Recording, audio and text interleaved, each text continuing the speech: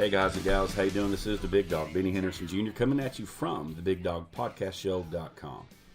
Man, right now I'm here with the legendary guitar player Chris Hager, formerly of the band Mickey Rat. Now, for you young ones out there, that's the band Rat. Way ago. As well, he's with the LA-based metal band Rough Cutt, and as well as Stephen Pearcy with his solo project. And I'm just kind of sitting here thinking, Chris, is there anybody out there that you have not played with? Yeah, there's a few definitely, but the funny thing is though is the story behind the LA metal scene in the '80s is that it was completely this musical terrorist thing. So I can name off like a dozen people that were in Rough Cutt, that were also in Rat, that were also in a lot of other well-known bands and so on. And we all kind of came up together, knew each other, and then we all kind of went out and had our own careers and things like that. But it was definitely an interesting time. I think it was a unique time in history too. Speaking of Rough Cutt, you guys have a show coming up November 25th at the Whiskey A Go-Go in Hollywood, and then the next day you guys are going to be tearing up the stage there at Vamped in Las Vegas. That's right. My question is, man, you've been doing this a long time. How great is it to still be doing your thing with this band? Well, first of all, Rough Cutt, essentially, Monsters of Rock shows were the first shows that we did since the 80s. We did one reunion show back in the early 2000s that maybe 300 people saw it or something like that. But essentially, we have not played together. We have not been a band until about 3 months ago when we decided we were going to accept the offer to do the cruise and started rehearsals and started talking about strategies and putting our stuff together. So, Rough Cutt, it's like, I don't think any of us really thought that we would be together as a band again. So that is super cool, and we're all real excited about it. It's kind of unique too because we're we're one of the few bands out there who actually has all the original recording members in the band, which is I think kind of cool for people. So when you see Rough Cutt, you're getting all the original guys, and so it's it's kind of a surreal experience, and we're like we're making plans to do things, and we're gonna we'll be out there. We have an agent. We'll be out there next year as well, and it's a real treat, I guess, is what I would say. Really, Well, are you guys going to be working on any new music that you could talk about, or just basically just dusting off the old ones, or? For now, we're just. Look, man, it was a big enough ramp just for us to get our old material back. It's funny because Amir came over here and we're sitting here trying to figure out now who played that note, who did that harmony. So that took a while just to ramp up back into that. What is that note? We had to go back and look at YouTubes and listen to our records and and then it came back to us. So now that we've got that behind us and we all know what we're supposed to be playing, that's number one. And then the second phase is get out there and do some shows, and people want to see they want to hear classic Rough Cutt, and so that's what we're focusing on right now. In terms of new music, we've definitely talked about it. As a matter of fact, we've actually had an offer for a deal to do a record, and we're sort of currently talking about that. I can say this, that I'm very hopeful that that our fans will be hearing some new Rough Cutt music in 2017. So yeah, it's on I have to ask this because you brought up looking up the the YouTube videos. I was checking out some last night, in preparation for this interview. Yeah. And I'm kind of wondering, are you going to dust off the old boots and the old spandex pants and the checkered? Oh no, dude. We've got a different look. We've got a different look, man. I mean, look, obviously, we were a hair metal band back in the '80s, but obviously, I have no hair, man. The only hair I have is facial hair, right? So, and it's like a couple of us still rocking, the long hair thing. But as far as outfits now, we're going for a completely different look, I mean, here's the deal, it's like we want to keep it classic. The songs are classic, but we want the look to be fresh. And when we do come out with some new music, that's going to be fresh as well. And I think that's what makes it kind of fun and worthwhile for us, is to kind of get out there and explore new looks, explore some new music and that. So yeah, no spandex. Yeah. And I'm not trying to be a dick about it, listen, I love. No, man, but it's all good. Do you ever look back and think, what in the fuck was I thinking? I mean, just. Oh, totally. No, man, we laugh at ourselves all the time. I mean, every band, it's like you look back at that time period, right? You look at the bands, and it's just, it's just ludicrous. It was so over the top, but it was cool. It was cool back then. Oh, it was great. It was great. It was, and some bands sort of stick with a little more of what they were doing back then, and that's all good. It's all good. I mean, I get it. People still want to see that and stuff, but yeah, I mean, some of the stuff. I mean, we had a designer and all that, and some of the stuff he came up with, man, I just look at it, we kind of cringe. We're like, oh fuck, what were we thinking when we were wearing that?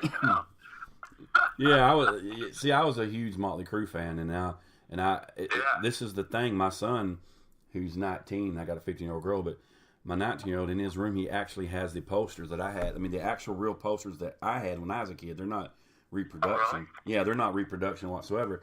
And I go in there and I just kind of laugh I'm like, holy shit. Mick Mars has more makeup than my mom had on, but he was an ugly chick. And what was strange was the first album, Look What the Cat Dragged In, when Poison come out. You know how many times I masturbated to Bret Michaels before I realized he was a dude? And I was like, what? But style, and only a few times after the fact, I was like, hell, I'm already there. But no, you do have a different look, and thank God. But no, it was, those days were really, and just the just like the stuff that, like, pointing at the crowd and like just doing those little hand gestures, and you always got to look at the crowd and do your hair, and it was Oh yeah. No, it was a lot of work, man. I mean, we went through a lot of Aquanet, all of us, right? Yeah. And, the Motley Boys, I mean, they were they were really the, progenitors of the whole thing. Nicky has always been a pioneer, and, we were hanging out back. We were all hanging out back in the day, and we all, they kind of started it really, and we and we all wound up influencing each other, I think, as well. But man, it was just pure outlandish fun, Man, it's a hell of a story, right? It really is, and there are a lot of stories that haven't actually been told, and it's something that I'm actually wanting to do as I go forward. I'm going to be doing a book here in the next year or so. That's what I was thinking. That'd be a great idea right there. Great idea. Yeah. Well, there's obviously, there's definitely, metal documentaries from the '80s and all that. They're already out there. And some of those are pretty good, but there's definitely some stories that haven't been told, and so I think it'd be fun to explore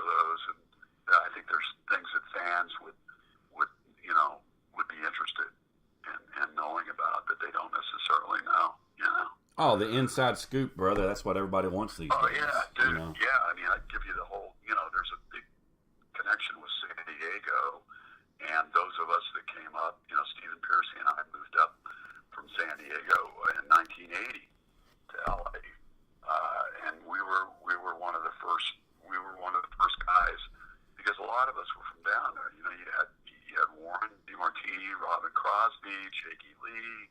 You just had a lot of great people that were from San Diego, and we all, San Diego was just not a happening place to be. It still isn't really for music, and so we realized that if we were going to do anything, we had to come up to LA, and and that was kind of scary, back then, but we did it. And Pearcy and I lived in a garage that was kind of fixed up into a room, and we lived there, we rehearsed there, we partied there, we did everything there. And so there's some really truly interesting and amazing stories about that early time period, And speaking of that time period, like I said, you were doing your thing with Mickey Ratt, I think around 1976. Well, yeah. I mean, when Stephen and I actually met in '76, which, Jesus, man, that's 40 years, and we were, there's a story behind that too. There's some great stories. We could talk about it all day, but basically it was a different band, and that I'd started with another friend of ours, and we brought Stephen, and I said, hey man, we need a singer, and he goes, yeah, I saw this guy down at the boardwalk named Steve, and so we did that for about the first year and a half, and then Stephen and I broke off together and co-founded Mickey Ratt, and then we moved up in '80, and we shortened it to Ratt, and then we went our separate ways, and I went off and did the Rough Cutt thing, but we stayed close friends throughout the whole time, and lots of stories there. I believe he's coming out with a new album, I think, in 2000. Yeah, Smash. And yeah, Smash. I'm excited about that. But what really surprised? I say surprised. I shouldn't say that, but I guess I could. I was checking him out as well because I'm a big fan. Matter of fact, he was here about 30 miles from me doing a show here in Tyler a few months ago, down on the downtown square. I wanted to go, but I have a boss who makes me work. But right, yeah, no, the guy hasn't lost it. The guy hasn't lost it at all. His voice to me is still, strong as ever. That's what I was really surprised about. I mean, especially the last couple of shows, man. Stephen's just killed it, yeah. Well, I got to ask you this question, and if you don't feel comfortable answering it, you don't have to, because I'm not here to. I'm not one of those guys to start shit. But, what are your thoughts on Ratt now? The whole Bobby deal with torn with the name, and there's been a lot of hoopla with the name here, especially here recently, and just what are your thoughts on the whole deal? Because there's a lot of people that's not really happy with Bobby. But he's really, I don't think he was an original member, if I'm correct. You lived it. I just Googled it. Oh, yeah. No, he was, but, Bob was definitely an original member of the, Atlantic recording artist Ratt, I can't say too much about it, but here's the thing. Honestly, those guys were such a great band, first of all. Let's just say that. They were one of the quintessential bands of the 80s. And the great thing about having, played with Stephen over the past 4 years or so is going out and performing those songs, because they're honestly some of the best songs that were written during the 80s. And, but, just what's happened with the legalities and so on throughout the years, there's been a lot of, acrimony and legal stuff going on, and it's kind of ripped the whole thing apart. And it's a shame, really, because they were such a great band, and now you've sort of had the name dragged through the mud, so to speak, right? Yeah. And I don't look, man. I'm friends with some of the players in Bob's band, and I have no animosity about any of that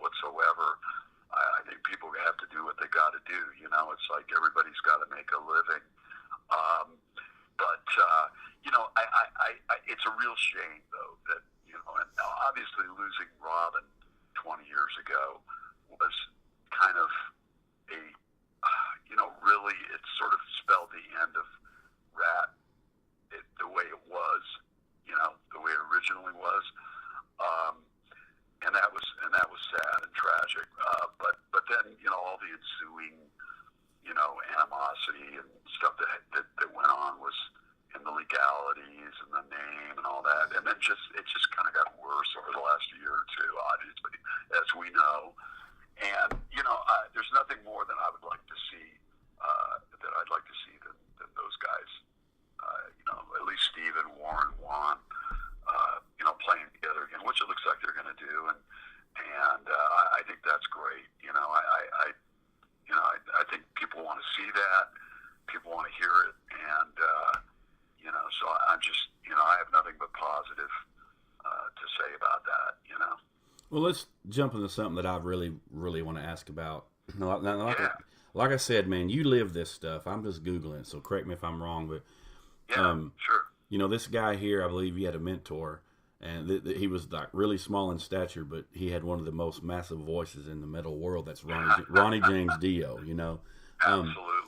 What was? I mean, listen, this. All I got to do is say the name Ronnie James Dio, and it speaks volumes, man. What was it like working with this guy? I mean, just a legend.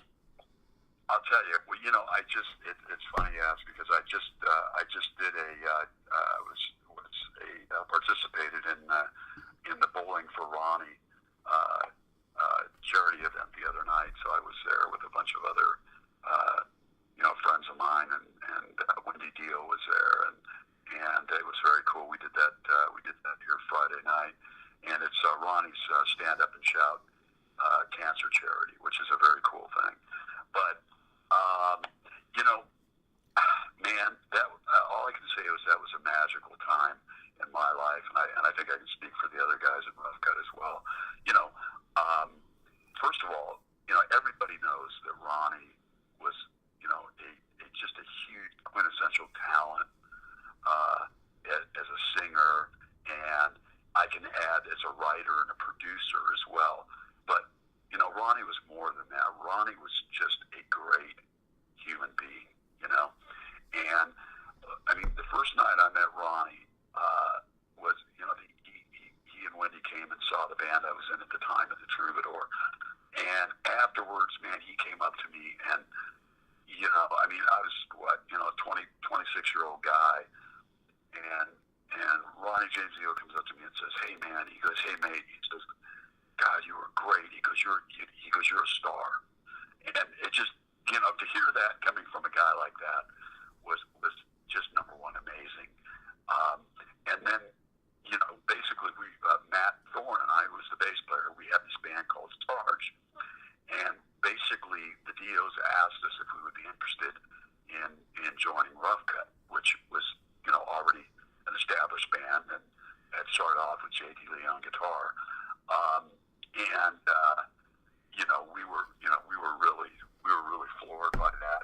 So what happened is, you know, we got to actually, once we made the decision that yes, we were going to do that, we were going to take, you know, these two members from this band that we were in, Sarge, and we were combined to form Rough Cutt. You know, one of the things I tell you, one of the memories, really great memories I have, is going in while Ronnie was still recording Holy Diver at the time. Oh yeah. And so he let us come into the studio. They were still finishing up mixes actually, and this was at Sound City Studios here in the Valley, which is a pretty famous place on its own. There's a movie about it. We got to go in there and listen to those songs through these huge studio monitors while they were still being mixed. And I can remember just being completely blown away by that.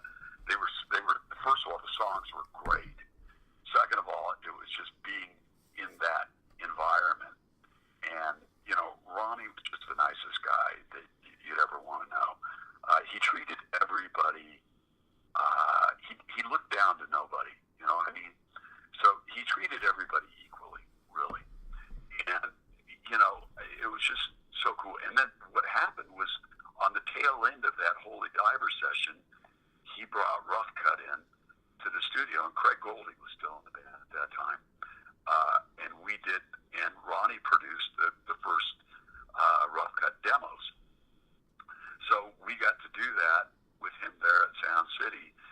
And, working with the guy was just amazing because, as I said, not only was he an amazing singer, but he was an amazing producer as well.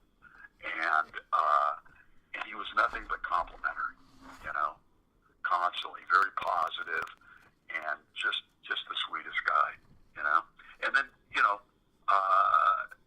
subsequent to that, we went out on tour with him. And, he treated us, we were just the opening act, and we were out there doing these arenas with Ronnie James Dio, and, he treated us well, man. He treated us well. And that's not always the case with opening acts, right? Oh, yeah. Oh, yeah. As we know. Yeah, no doubt.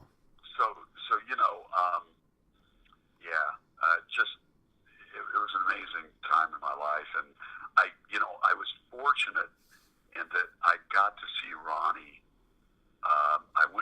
He came down with Heaven and Hell to San Diego. I was living in San Diego for a number of years, and he came down and they did a show down there, and I went to the show, and I went backstage, and I hadn't talked to Ronnie in probably 20 years. And I got a chance to hang out with him. We did a couple pictures, and, just for 5 or 10 minutes. But I was so glad, and that's the last time I saw him, and that was probably, it's 7, 8 years ago maybe. And I was so glad that I got to reconnect with him that one last time, and before he passed, and that was such a loss, man. Great man. Yeah. Huge loss. Speaking of mentoring, it says that you work as a sober mentor in L.A. Can you kind of delve into that a little bit? Kind of explain the whole meaning on that? Yeah, sure, man. Well, look, I was one of those guys, like a lot of us who lived, the excesses of the 80s, right? And the 70s. And, it was, the 80s were one big party, right? And some of us sort of got through that sort of relatively unscathed, but there was a number of us that just, took it to the extreme, right? And I was one of those people where, once I got started, I couldn't stop, And, I'd been, drinking and using and partying for years. And, once the 80s was over, it was sort of like the party was over, And then we got into that, that grunge era and the whole, that was a completely different scene, It went from Jack Daniels and cocaine to heroin and things like that. And, I got to points in the early 90s, I got to a real low point in my life. Rough Cutt was done with, and, I had done some other things. I'd done some engineering and producing and so on, but, really I was going nowhere. And I could see that, I developed a pretty healthy drug habit. And, so I went to rehab and got cleaned up. And, my life started changing for the better, man. And honestly, I really sort of left the music scene for a number of years and went out and did other endeavors. But, what I realized when I got back into the scene with Stephen about 4 years ago was that, I had a lot of experience with being a sober guy, and I'd worked with a lot of people. I'd done a lot of my own work. I'd done a lot of therapy. I had to. I was I was a sort of a poster boy for being a damaged guy from the 80s, from all that excess. And what I realized was that, there are still a lot of people who struggle with this. And I thought, what? It seems to me that I can take what I've got, what I've learned, my experience and my knowledge, and see if I can help some other folks with that who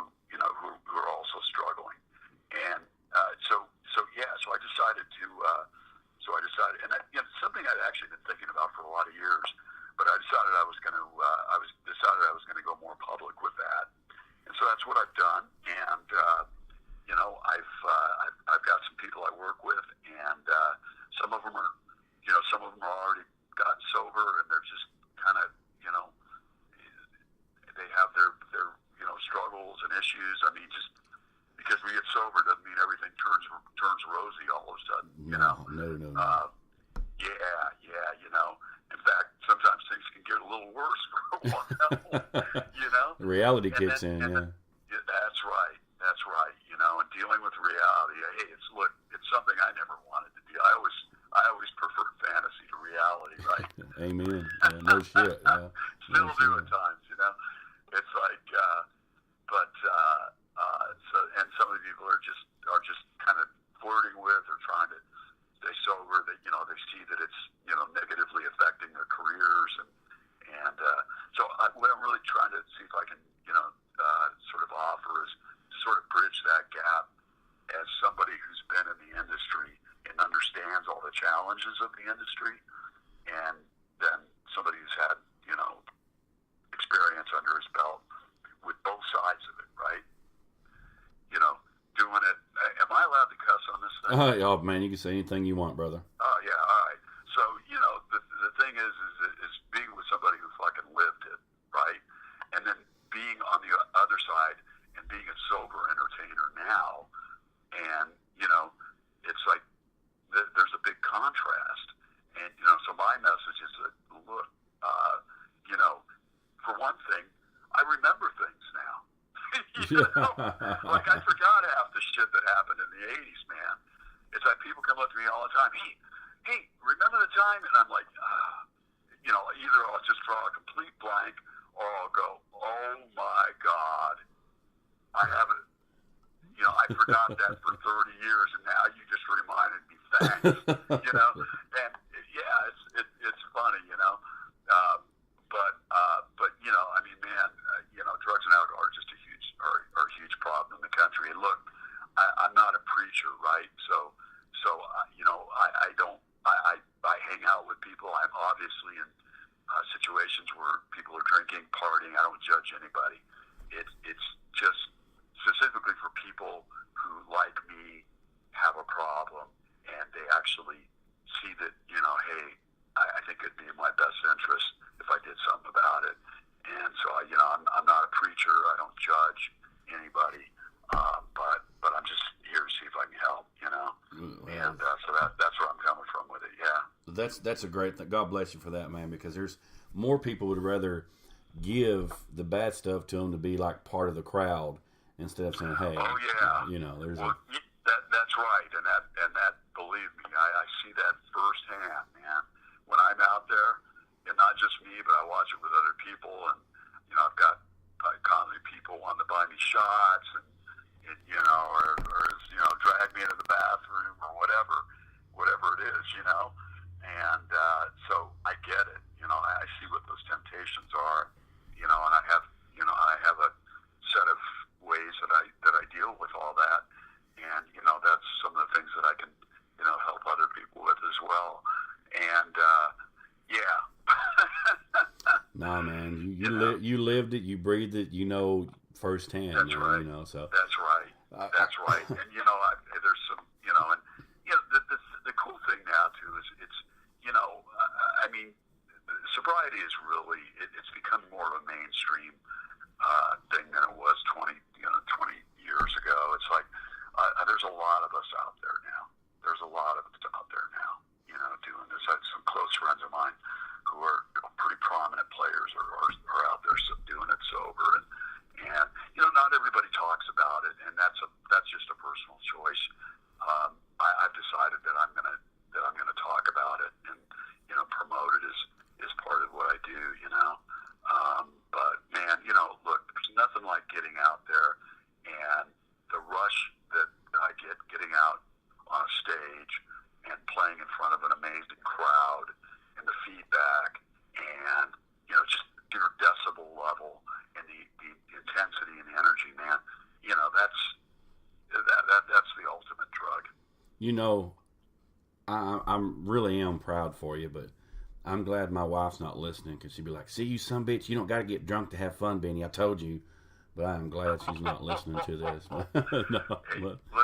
The last thing I want to do is get you in trouble with the wife, right? Oh man, listen, I woke up this morning. That was fucking bad enough, you know. But I love my wife. 21 years, I love her. Oh, congrats, man. Yeah, I appreciate it. She's been faithful for. But anyways, man, it's all good. I got That's awesome. just a couple more questions, and I do thank you for your time, Sure, man. Yeah, it's all good. This is the evolution of music, man, has changed really just dramatically throughout the years. I mean, you know, you started back. I was like a year old. You know, I'm 41 now, but back in those days, man. You know, dude, I started playing at 73, man. Oh hell, you know, oh shit. You know, we had AM radio for like a major source of entertainment, vinyl albums, tapes, and 8-tracks. There was no social media to promote the music. I mean, hell, at that time there wasn't even fucking MTV. I mean, now we don't need MTV, but now, I mean, we got social media, digital downloads. I mean, you could put 1,000 songs on like one little MP3 player. But I've talked to a lot of younger guys, and I've talked to some older guys, and they said, well, it's kind of like a double-edged sword because the social media and the internet has hurt the music industry, but sometimes they say, well, it's helped it as well. And I just kind of want to know your thoughts on the evolution and the growth and the advancement of the music industry. Sure.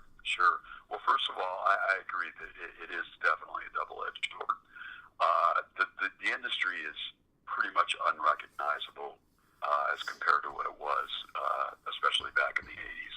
It's a completely different industry now. One of the things that happened was when you know, Napster and those original music sharing sites came out, is the record labels didn't know how to deal with it, see? And so they really blew it, actually, and they missed they tried to resist it rather than embrace it and say, okay, how can we, we can see this change is inevitable, right? And how can we benefit from it? So instead, so they really fucked up, basically. And so what happened was that, you know, as time went on, and then you know, you had Apple and all these major players enter, and you know, basically digital media went mainstream, and the record companies, the major labels, in large part, not completely, were left behind, and so record sales plummeted. You know, CD sales, all that stuff just plummeted, and so then what happened is, you know, I think the younger generation, a lot of people just expect music to be free, right, or almost free, you know, and the thing is, you know, obviously music is not free because it takes time and money for artists to create music. You know, we all know that.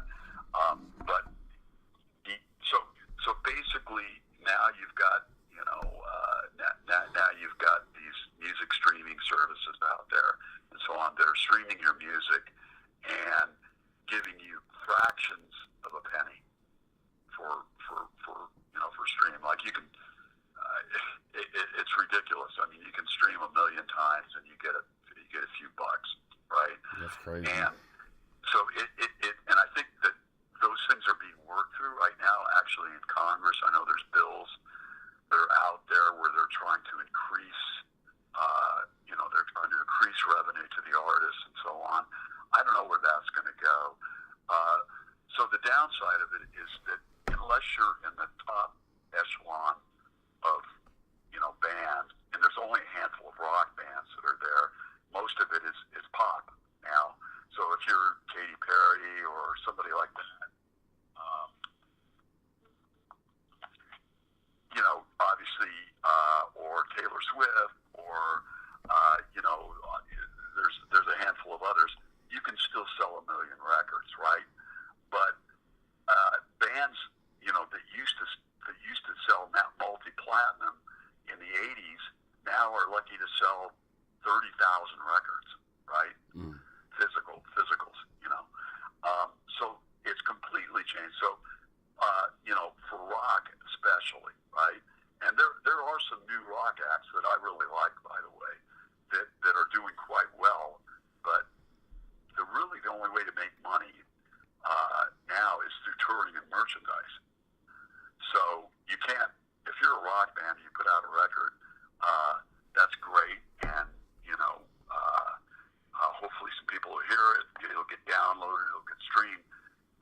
make a lot of money off it, even if it's a great record. So that's all the downside. The upside is, as you pointed out, is that we have I'm just sitting here in my living room.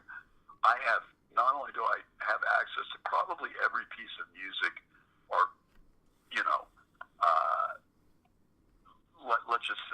let's just go with every piece of music that ever been recorded. I can pull up here on my monitor, on my system here in about a minute, right? And that goes for movies too. That is very cool. That's the cool part of it, because, I can, say there's a band I'm interested in, or I want to revisit one of the old bands that I was into back in the 70s. I can bring it up on YouTube. I can listen to it, and if I like it enough, I'll download it. I'll pay for it, but I can have it instantaneously, and that's pretty cool. Yeah, that's pretty cool stuff, So it's like you said, double-edged sword. It's forever changed the face of the music industry. A lot of people say, "What music industry?"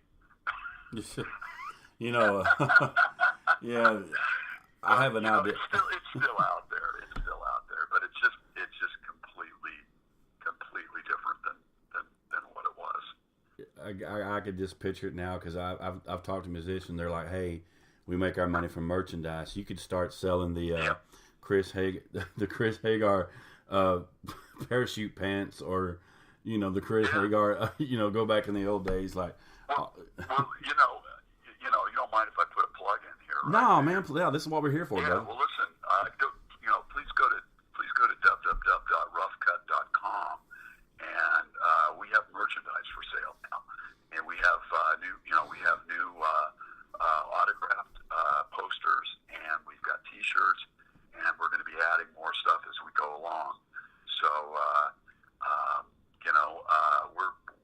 we've just gotten going with that, and we look, as I say, we're looking to add new items as we go along. You can also hit us up on Facebook, just Rough Cutt. We've got an official page on Rough Cutt that takes you to the link to our website, and we're also on everything, man. We're on Twitter, we're on Instagram, and so that just a little plug there. I appreciate that. No, and you could also check out, I believe you have a site, chrishager.net. Hager.net. Yeah. I said Hager.net. Yeah, that's right, chrishager.net. And tweet. CHRISHAGER. You could tweet you at Chris Hager LA. So. Yeah, that's right. That is so cool. That is so cool. Right. So, I encourage people to, listen, man, I appreciate fans, and people who love music, and, I'm always willing to say hi to anybody, and look, without you guys, obviously we're nothing, so, Well, I appreciate you coming on and speaking your mind. We got to do this again, man, because there's so much more I'd love to, I want to talk about. I'd love to. Yeah, sure. Just absolutely, man. Anytime. I'd love to talk to you, Benny. It's been very cool, and I hope you can make it out to one of our shows, man. Yeah, that'd be great, man. I'll be the chubby guy with no hair on my head, but all on my face. Oh, well, we got that in common. Yeah, I'd be rocking the spandex, bro. But listen, man. I don't know what you look like, but I like your look already. I look like butter. I look like Butterbean the Fighter with hair. So it's all good, man. But I was undefeated as a fighter. He wasn't, so it's all good. But anyways, man. Yeah. But listen. Much better than all good. Oh yeah. But listen, we thank you coming on the program, and let's do it again, brother. And all the fans out there, be sure to go check out Rough Cutt, man. Yeah, man. Do me a favor. Hit me up. Let me know. Let me know. Let me know when this is going to be live, or when it's going on. It should be up here probably here in a couple hours, or tomorrow by lunch. Okay. Tomorrow by lunch. Perfect. But I'll hit you up on Facebook. Matter of fact, I sent you a friend request. I'll be the good-looking guy saying, "Hey, what's up?" But anyways. Yeah, do it. All right, man. You be good, brother. Thank you so much, Chris. Okay, brother. Thank you. All Bye right. bye. And that was Chris Hager, man. Really tremendous guy. Just has a lot of really cool stories to tell. We'll get more into that, you know. So, but I thank you all for tuning in, man. Until then, God bless, be safe, be good, and remember, keep your metal loud and your rock hard. I'm the Big Dog, and I'm out.